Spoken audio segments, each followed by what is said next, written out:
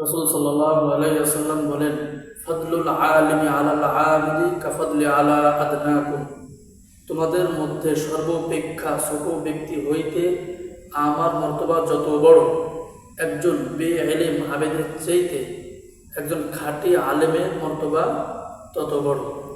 তাহলে হাদিস দ্বারা আমরা এটা বুঝলাম যে রাসূল সাল্লাল্লাহু আলাইহি ওয়াসাল্লাম বলেন, একজন বেইলম আবেদ সে যদি ঈশার নামাজের পরে সারা রাত যদি নফল নামাজ পড়ে, আর একজন খাঁটি আলেম যদি হক্কানি আলেম যদি ঈশার নামাজ পড়ে সারা রাত ঘুমায় থাকে, তাহলে তার থেকেও সে কি বেশি সওয়াব পাবে। আল্লাহ তাআলার কাছে একজন আবেদের চাইতেও একজন খাঁটি আলেমের মর্তবা অনেক বড়, যেটা আসলে আমরা বুঝি না।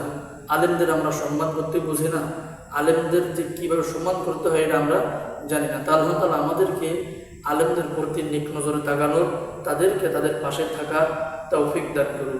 আমিন।